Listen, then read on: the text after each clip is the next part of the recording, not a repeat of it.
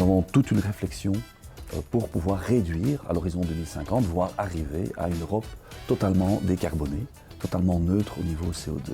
Comment pouvons-nous, étape par étape, faire cet effort?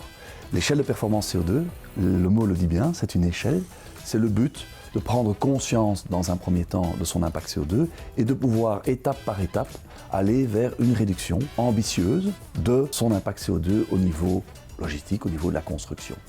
Et comme tout système de certification, comme les BNOR d'ailleurs pour la qualité des matériaux de construction, l'échelle de performance, elle, vise à certifier, à contrôler ces efforts, ces ambitions que développent nos entreprises dans le secteur, privé en général, par rapport aux demandes qui leur sont formulées par les pouvoirs publics.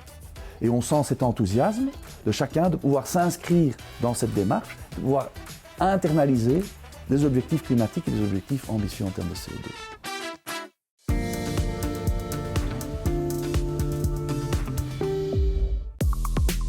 En 2026, notre pays organisera avec les Pays-Bas la Coupe du monde de hockey. À cette occasion, un ancien stade de football à Wavre est transformé en un nouveau stade national de hockey. Ces travaux sont réalisés par l'entreprise de construction Socatra. Nos équipes sont reconnues dans notre secteur pour leur savoir-faire en matière de réhabilitation et de rénovation de bâtiments de tout type. Et alors dans ce cadre-là, évidemment, on s'inscrit dans des marchés et des soumissions qui ont une haute valeur ajoutée au niveau durabilité et principalement de circularité. Ici, vous avez un très bel exemple qui est la récupération d'un bâtiment existant qui est réaffecté à une autre fonction.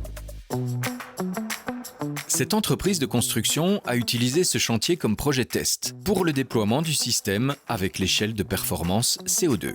L'échelle de performance CO2, pour nous, est intéressante à plusieurs titres parce qu'elle permet d'impliquer les équipes dans nos stratégies de durabilité de manière concrète, avec des chiffres concrets.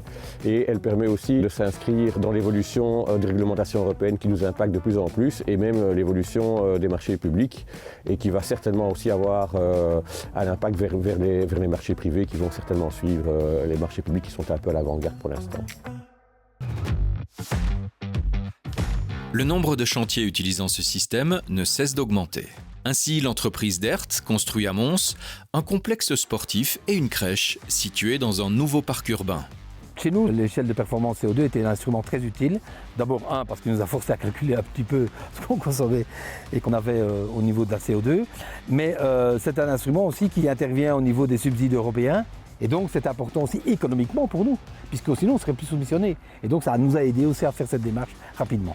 C'était toute une réflexion avec des experts qui nous ont aidés, avec les différents gestionnaires de chantier, conducteurs de chantier, pour voir qu'est-ce qu'on pouvait faire pour réduire. On ne veut pas changer le monde, on veut faire plein de petits gestes qui nous permettent simplement, par l'accumulation de tous ces gestes, d'avoir vraiment une diminution de notre empreinte carbone. DERT et Socatra sont désormais certifiés et souhaitent à l'avenir appliquer ce système à tous leurs projets. Pour elles, ce système est un moyen permettant de réduire l'impact climatique de l'ensemble du secteur de la construction, mais aussi de renforcer l'implication des employés.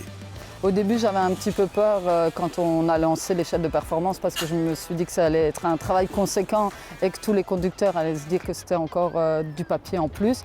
Mais au final, quand on a reçu les résultats, ça nous permet d'avoir un suivi des consommations par chantier.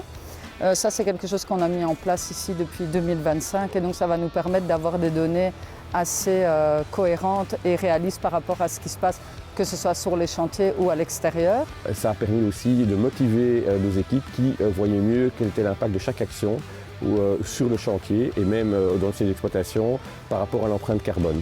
Puisque le but, c'est de savoir où on en est avant de savoir comment on va évoluer.